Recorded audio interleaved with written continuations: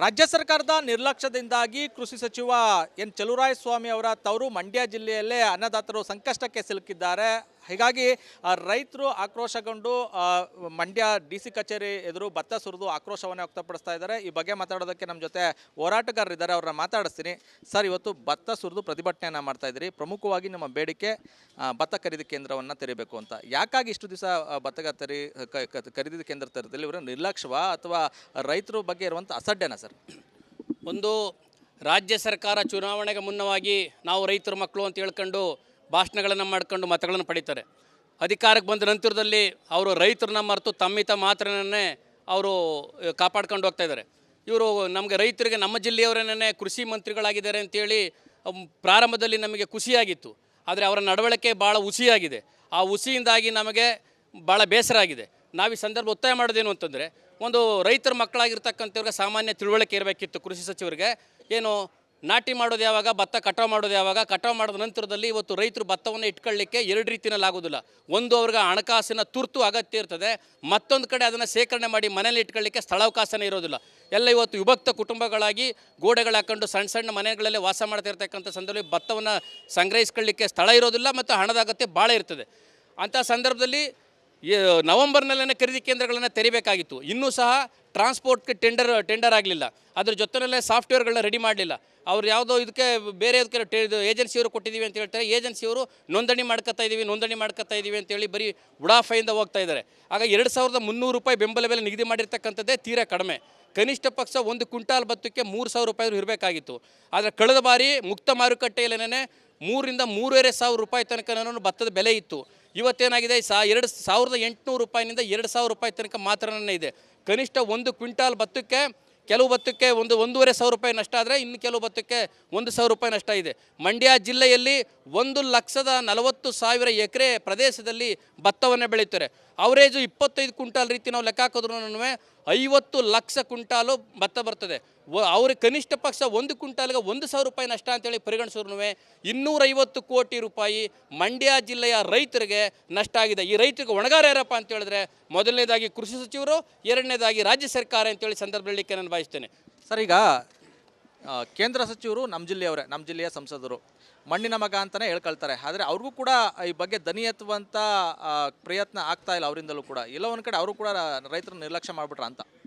Sir, ಏನಾಗಿದೆ ಅಂತ ಹೇಳಿದ್ರೆ, ಅಧಿಕಾರದಲ್ಲಿ ಇದ್ಕೊಂಡು ಸರ್ಕಾರ ನಡೆಸ್ತಾ ಇರ್ತಕ್ಕಂಥದ್ದಕ್ಕೆ ರೈತರ ಬಗ್ಗೆ ಕಾಳಜಿ ಇಲ್ಲ. ಜೊತೆಗೆ ವಿರೋಧ ಪಕ್ಷಗಳೇನಾಗಿದೆ, ಕುಮಾರಸ್ವಾಮಿ ಅವರೂ ಸೇರಿದಂಗೆ ರಾಜ್ಯ ಸರ್ಕಾರದ ಬೇರೆ ಬೇರೆ ಯಾವುದೋ ಹಗರಣಗಳ ವಿಚಾರದಲ್ಲಿ ಅವ್ರು ಮಾತಾಡ್ತಾ ಇದ್ದಾರೆ ಹೊರತು ವಿರೋಧ ಪಕ್ಷ ಎಲ್ಲವೂ ರಾಜ್ಯದಲ್ಲಿರ್ತಕ್ಕಂಥ BJP ವಿರೋಧ ಪಕ್ಷ ಸಹಿತ ರೈತರ ಸಮಸ್ಯೆಗಳ ಬಗ್ಗೆ ಅವರು ಯಾರೂ ಕೂಡ ಸೊಲ್ಲೆತ್ತಾ ಇಲ್ಲ. ಅವರು ತಮ್ಮ ಅಧಿಕಾರ ಹಿಡೀಲಿಕ್ಕೆ ಅಥವಾ ಆಡಳಿತ ಪಕ್ಷದಲ್ಲಿರ್ತಕ್ಕಂಥವ್ರನ್ನ ಅವರ ಹಗರಣಗಳ ಬಗ್ಗೆ ಅವರು ಬೆಟ್ ಮಾಡ್ತಾ ಇದ್ದಾರೆ ಹೊರತು ಹಗರಣಗಳು ಬೆಟ್ ಮಾಡೋದು ಬೇಡ ಅಂತ ನಾವು ಹೇಳ್ತಿಲ್ಲ. ಅದ್ರ ಜೊತೆಗೆ ರೈತರ ಸಮಸ್ಯೆಗಳಿಗೂ ಅವರು ಧ್ವನಿ ಎತ್ತಬೇಕಾಗಿತ್ತಲ್ಲ. ಆ ಕೆಲಸವನ್ನು ವಿರೋಧ ಪಕ್ಷಗಳಾಗಿ ಕುಮಾರಸ್ವಾಮಿ ಅವರು ಸಹ ಮಾಡ್ತಿಲ್ಲ, ವಿರೋಧ ಪಕ್ಷವಾಗಿರ್ತಕ್ಕಂಥ BJP ಸಹ ಮಾಡ್ತಿಲ್ಲ. ಸರ್, ಅಂತಿಮವಾಗಿ ಭತ್ತ ಖರೀದಿ ಕೇಂದ್ರ ತೆರೆಯೋದಕ್ಕೆ ಎಷ್ಟು ದಿವಸ ಗಡುವು ಕೊಡ್ತೀರಿ? ಒಂದು ವೇಳೆ ಆ ಅವಧಿ ಒಳಗಡೆ ಭತ್ತ ಖರೀದಿ ಕೇಂದ್ರ ತೆರಲಿಲ್ಲ ಅಂದರೆ ನಿಮ್ಮ ಹೋರಾಟ ಹೇಗಿರುತ್ತೆ? ನೋಡಿ, ಈಗ ಬಹುತೇಕವಾಗಿ ರೈತರು ಭತ್ತಗಳನ್ನು ಮಾರಾಟ ಮಾಡ್ಕೊಂಡಿದ್ದಾರೆ. ಇನ್ನು ಉಳಿದಿರದೆ ಸ್ವಲ್ಪ. ಇವ್ರಿಗೇನಾದರೂ ಈಗಲಾದ್ರೂ ಮಾನ ಮರ್ಯಾದೆ ಇದ್ದು ಕನಿಷ್ಠ ಕಾಳಜಿ ಇದ್ದರೆ ತಕ್ಷಣದಲ್ಲಿ ಅದಕ್ಕೆ ಸಮಯ ಕೊಡೋ ಪ್ರಶ್ನೆನೇ ಇಲ್ಲ.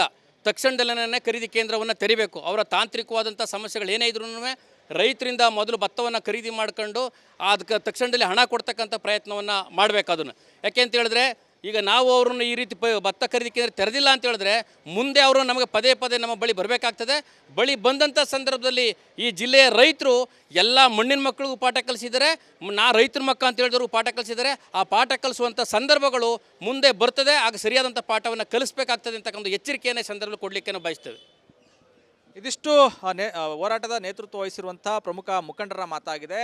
ತತ್ಕ್ಷಣ ಭತ್ತ ಖರೀದಿ ಕೇಂದ್ರವನ್ನು ತೆರಿಬೇಕು, ಇಲ್ಲ ಅಂದರೆ ರೈತರೇ ಪಾಠವನ್ನು ಕಲಿಸುವಂಥ ಸಮಯ ಬರ್ತದೆ. ಆ ಸಮಯ ಬರುವವರೆಗೂ ಕಾಯ್ದೆ ತಕ್ಷಣ ಏನು ಭತ್ತ ಖರೀದಿ ಕೇಂದ್ರವನ್ನು ತೆರೆದು ರೈತರ ನೆರವಿಗೆ ಬರಬೇಕು ಅಂತ ಹೇಳಿ ಆಗ್ರಹಿಸ್ತಾ ಇದ್ದಾರೆ. ಕ್ಯಾಮ್ರಾಮನ್ ಇನ್ನೋ ಜೊತೆ ಆನಂದ್, ರಿಪಬ್ಲಿಕ್ ಕನ್ನಡ, ಮಂಡ್ಯ. ರಾಜ್ಯ ಸರ್ಕಾರದ ನಿರ್ಲಕ್ಷ್ಯದಿಂದಾಗಿ ಕೃಷಿ ಸಚಿವ ಎನ್ ಚಲುವರಾಯಸ್ವಾಮಿ ಅವರ ತವರು ಮಂಡ್ಯ ಜಿಲ್ಲೆಯಲ್ಲೇ ಅನ್ನದಾತರು ಸಂಕಷ್ಟಕ್ಕೆ ಸಿಲುಕಿದ್ದಾರೆ. ಹೀಗಾಗಿ ರೈತರು ಆಕ್ರೋಶಗೊಂಡು ಮಂಡ್ಯ DC ಕಚೇರಿ ಎದುರು ಭತ್ತ ಸುರಿದು ಆಕ್ರೋಶವನ್ನು ವ್ಯಕ್ತಪಡಿಸ್ತಾ ಇದ್ದಾರೆ. ಈ ಬಗ್ಗೆ ಮಾತಾಡೋದಕ್ಕೆ ನಮ್ಮ ಜೊತೆ ಹೋರಾಟಗಾರರಿದ್ದಾರೆ, ಅವ್ರನ್ನ ಮಾತಾಡಿಸ್ತೀನಿ. ಸರ್, ಇವತ್ತು ಭತ್ತ ಸುರಿದು ಪ್ರತಿಭಟನೆಯನ್ನು ಮಾಡ್ತಾ ಇದ್ದೀರಿ. ಪ್ರಮುಖವಾಗಿ ನಮ್ಮ ಬೇಡಿಕೆ ಭತ್ತ ಖರೀದಿ ಕೇಂದ್ರವನ್ನು ತೆರಿಬೇಕು ಅಂತ. ಯಾಕಾಗಿ ಇಷ್ಟು ದಿವಸ ಭತ್ತ ಖರೀದಿ ಕೇಂದ್ರ ತೆರೆದಲ್ಲಿ ಇವರ ನಿರ್ಲಕ್ಷ್ಯವಾ ಅಥವಾ ರೈತರ ಬಗ್ಗೆ ಇರುವಂಥ ಅಸಡ್ಡೆನಾ ಸರ್? ಒಂದು ರಾಜ್ಯ ಸರ್ಕಾರ ಚುನಾವಣೆಗೆ ಮುನ್ನವಾಗಿ ನಾವು ರೈತರ ಮಕ್ಕಳು ಅಂತ ಹೇಳ್ಕೊಂಡು ಭಾಷಣಗಳನ್ನು ಮಾಡ್ಕೊಂಡು ಮತಗಳನ್ನು ಪಡೀತಾರೆ. ಅಧಿಕಾರಕ್ಕೆ ಬಂದ ನಂತರದಲ್ಲಿ ಅವರು ರೈತರನ್ನ ಮರೆತು ತಮ್ಮಿತ ಮಾತ್ರನೇ ಅವರು ಕಾಪಾಡ್ಕೊಂಡು ಹೋಗ್ತಾ ಇದ್ದಾರೆ. ಇವರು ನಮಗೆ ರೈತರಿಗೆ ನಮ್ಮ ಜಿಲ್ಲೆಯವರನ್ನೇ ಕೃಷಿ ಮಂತ್ರಿಗಳಾಗಿದ್ದಾರೆ ಅಂತೇಳಿ ಪ್ರಾರಂಭದಲ್ಲಿ ನಮಗೆ ಖುಷಿಯಾಗಿತ್ತು. ಆದರೆ ಅವರ ನಡವಳಿಕೆ ಭಾಳ ಹುಸಿಯಾಗಿದೆ. ಆ ಹುಸಿಯಿಂದಾಗಿ ನಮಗೆ ಭಾಳ ಬೇಸರ ಆಗಿದೆ. ನಾವು ಈ ಸಂದರ್ಭ ಒತ್ತಾಯ ಮಾಡೋದೇನು ಅಂತಂದರೆ, ಒಂದು ರೈತರ ಮಕ್ಕಳಾಗಿರ್ತಕ್ಕಂಥವ್ರಿಗೆ ಸಾಮಾನ್ಯ ತಿಳುವಳಿಕೆ ಇರಬೇಕಿತ್ತು. ಕೃಷಿ ಸಚಿವರಿಗೆ ಏನು ನಾಟಿ ಮಾಡೋದು ಯಾವಾಗ, ಭತ್ತ ಕಟಾವು ಮಾಡೋದು ಯಾವಾಗ, ಕಟಾವು ಮಾಡಿದ ನಂತರದಲ್ಲಿ ಇವತ್ತು ರೈತರು ಭತ್ತವನ್ನು ಇಟ್ಕೊಳ್ಳಿಕ್ಕೆ ಎರಡು ರೀತಿಯಲ್ಲಿ ಆಗೋದಿಲ್ಲ. ಒಂದು, ಅವ್ರಿಗೆ ಹಣಕಾಸಿನ ತುರ್ತು ಅಗತ್ಯ ಇರ್ತದೆ. ಮತ್ತೊಂದು ಕಡೆ ಅದನ್ನು ಶೇಖರಣೆ ಮಾಡಿ ಮನೇಲಿ ಇಟ್ಕೊಳ್ಳಿಕ್ಕೆ ಸ್ಥಳಾವಕಾಶನೇ ಇರೋದಿಲ್ಲ. ಎಲ್ಲ ಇವತ್ತು ವಿಭಕ್ತ ಕುಟುಂಬಗಳಾಗಿ ಗೋಡೆಗಳು ಹಾಕೊಂಡು ಸಣ್ಣ ಸಣ್ಣ ಮನೆಗಳಲ್ಲೇ ವಾಸ ಮಾಡ್ತಿರ್ತಕ್ಕಂಥ ಸಂದರ್ಭದಲ್ಲಿ ಭತ್ತವನ್ನು ಸಂಗ್ರಹಿಸ್ಕೊಳ್ಳಿಕ್ಕೆ ಸ್ಥಳ ಇರೋದಿಲ್ಲ ಮತ್ತು ಹಣದ ಅಗತ್ಯ ಭಾಳ ಇರ್ತದೆ. ಅಂಥ ಸಂದರ್ಭದಲ್ಲಿ ನವೆಂಬರ್ನಲ್ಲೇ ಖರೀದಿ ಕೇಂದ್ರಗಳನ್ನು ತೆರಿಬೇಕಾಗಿತ್ತು. ಇನ್ನೂ ಸಹ ಟ್ರಾನ್ಸ್ಪೋರ್ಟ್ಗೆ ಟೆಂಡರ್ ಆಗಲಿಲ್ಲ. ಅದ್ರ ಜೊತೆಯಲ್ಲೇ ಸಾಫ್ಟ್ವೇರ್ಗಳನ್ನ ರೆಡಿ ಮಾಡಲಿಲ್ಲ. ಅವ್ರು ಯಾವುದೋ ಇದಕ್ಕೆ ಬೇರೆ ಏಜೆನ್ಸಿಯವರು ಕೊಟ್ಟಿದ್ದೀವಿ ಅಂತ ಹೇಳ್ತಾರೆ. ಏಜೆನ್ಸಿಯವರು ನೋಂದಣಿ ಮಾಡ್ಕೊತಾ ಇದ್ದೀವಿ ಅಂತೇಳಿ ಬರೀ ಉಡಾಫೆಯಿಂದ ಹೋಗ್ತಾ ಇದ್ದಾರೆ. ಆಗ 2300 ರೂಪಾಯಿ ಬೆಂಬಲ ಬೆಲೆ ನಿಗದಿ ಮಾಡಿರ್ತಕ್ಕಂಥದ್ದೇ ತೀರಾ ಕಡಿಮೆ. ಕನಿಷ್ಠ ಪಕ್ಷ 1 ಕ್ವಿಂಟಾಲ್ ಭತ್ತಕ್ಕೆ 3000 ರೂಪಾಯಿ ಇರಬೇಕಾಗಿತ್ತು. ಆದರೆ ಕಳೆದ ಬಾರಿ ಮುಕ್ತ ಮಾರುಕಟ್ಟೆಯಲ್ಲೇನೆ 3,000 ರಿಂದ 3,500 ರೂಪಾಯಿ ತನಕ ಭತ್ತದ ಬೆಲೆ ಇತ್ತು. ಇವತ್ತೇನಾಗಿದೆ, 2,800 ರೂಪಾಯಿನಿಂದ 2,000 ರೂಪಾಯಿ ತನಕ ಮಾತ್ರನೇ ಇದೆ. ಕನಿಷ್ಠ 1 ಕ್ವಿಂಟಾಲ್ ಭತ್ತಕ್ಕೆ ಕೆಲವು ಭತ್ತಕ್ಕೆ 1,500 ರೂಪಾಯಿ ನಷ್ಟ ಆದರೆ ಇನ್ನು ಕೆಲವು ಭತ್ತಕ್ಕೆ 1,000 ರೂಪಾಯಿ ನಷ್ಟ ಇದೆ. ಮಂಡ್ಯ ಜಿಲ್ಲೆಯಲ್ಲಿ 1,40,000 ಎಕರೆ ಪ್ರದೇಶದಲ್ಲಿ ಭತ್ತವನ್ನು ಬೆಳೀತಾರೆ. ಅವರೇಜು 25 ಕ್ವಿಂಟಾಲ್ ರೀತಿ ನಾವು ಲೆಕ್ಕ ಹಾಕಿದ್ರೂ 50 ಲಕ್ಷ ಕ್ವಿಂಟಾಲು ಭತ್ತ ಬರ್ತದೆ. ಅವ್ರಿಗೆ ಕನಿಷ್ಠ ಪಕ್ಷ 1 ಕ್ವಿಂಟಾಲ್ಗೆ 1,000 ರೂಪಾಯಿ ನಷ್ಟ ಅಂತೇಳಿ ಪರಿಗಣಿಸಿದ್ರು 250 ಕೋಟಿ ರೂಪಾಯಿ ಮಂಡ್ಯ ಜಿಲ್ಲೆಯ ರೈತರಿಗೆ ನಷ್ಟ ಆಗಿದೆ. ಈ ರೈತರಿಗೆ ಹೊಣೆಗಾರ ಯಾರಪ್ಪ ಅಂತ ಹೇಳಿದ್ರೆ, ಮೊದಲನೇದಾಗಿ ಕೃಷಿ ಸಚಿವರು, ಎರಡನೇದಾಗಿ ರಾಜ್ಯ ಸರ್ಕಾರ ಅಂತೇಳಿ ಸಂದರ್ಭದಲ್ಲಿ ನಾನು ಭಾವಿಸ್ತೇನೆ. ಸರ್, ಈಗ ಕೇಂದ್ರ ಸಚಿವರು ನಮ್ಮ ಜಿಲ್ಲೆಯವರೇ, ನಮ್ಮ ಜಿಲ್ಲೆಯ ಸಂಸದರು, ಮಣ್ಣಿನ ಮಗ ಅಂತಲೇ ಹೇಳ್ಕೊಳ್ತಾರೆ. ಆದರೆ ಅವ್ರಿಗೂ ಕೂಡ ಈ ಬಗ್ಗೆ ದನಿ ಎತ್ತುವಂಥ ಪ್ರಯತ್ನ ಆಗ್ತಾ ಇಲ್ಲ ಅವರಿಂದಲೂ ಕೂಡ. ಎಲ್ಲ ಒಂದು ಕಡೆ ಅವರು ಕೂಡ ರೈತರನ್ನ ನಿರ್ಲಕ್ಷ್ಯ ಮಾಡಿಬಿಟ್ರ ಅಂತ. ಸರ್, ಏನಾಗಿದೆ ಅಂತ ಹೇಳಿದ್ರೆ, ಅಧಿಕಾರದಲ್ಲಿ ಇದ್ಕೊಂಡು ಸರ್ಕಾರ ನಡೆಸ್ತಾ ಇರ್ತಕ್ಕಂಥದ್ದಕ್ಕೆ ರೈತರ ಬಗ್ಗೆ ಕಾಳಜಿ ಇಲ್ಲ. ಜೊತೆಗೆ ವಿರೋಧ ಪಕ್ಷಗಳೇನಾಗಿದೆ, ಕುಮಾರಸ್ವಾಮಿ ಅವರೂ ಸೇರಿದಂಗೆ ರಾಜ್ಯ ಸರ್ಕಾರದ ಬೇರೆ ಬೇರೆ ಯಾವುದೋ ಹಗರಣಗಳ ವಿಚಾರದಲ್ಲಿ ಅವ್ರು ಮಾತಾಡ್ತಾ ಇದ್ದಾರೆ ಹೊರತು ವಿರೋಧ ಪಕ್ಷ ಎಲ್ಲವೂ ರಾಜ್ಯದಲ್ಲಿರ್ತಕ್ಕಂಥ BJP ವಿರೋಧ ಪಕ್ಷ ಸಹಿತ ರೈತರ ಸಮಸ್ಯೆಗಳ ಬಗ್ಗೆ ಅವರು ಯಾರೂ ಕೂಡ ಸೊಲ್ಲೆತ್ತಾ ಇಲ್ಲ. ಅವರು ತಮ್ಮ ಅಧಿಕಾರ ಹಿಡೀಲಿಕ್ಕೆ ಅಥವಾ ಆಡಳಿತ ಪಕ್ಷದಲ್ಲಿರ್ತಕ್ಕಂಥವ್ರನ್ನ ಅವರ ಹಗರಣಗಳ ಬಗ್ಗೆ ಅವರು ಬೆಟ್ ಮಾಡ್ತಾ ಇದ್ದಾರೆ ಹೊರತು ಹಗರಣಗಳು ಬೆಟ್ ಮಾಡೋದು ಬೇಡ ಅಂತ ನಾವು ಹೇಳ್ತಿಲ್ಲ. ಅದ್ರ ಜೊತೆಗೆ ರೈತರ ಸಮಸ್ಯೆಗಳಿಗೂ ಅವರು ಧ್ವನಿ ಎತ್ತಬೇಕಾಗಿತ್ತಲ್ಲ. ಆ ಕೆಲಸವನ್ನು ವಿರೋಧ ಪಕ್ಷಗಳಾಗಿ ಕುಮಾರಸ್ವಾಮಿ ಅವರು ಸಹ ಮಾಡ್ತಿಲ್ಲ, ವಿರೋಧ ಪಕ್ಷವಾಗಿರ್ತಕ್ಕಂಥ BJP ಸಹ ಮಾಡ್ತಿಲ್ಲ.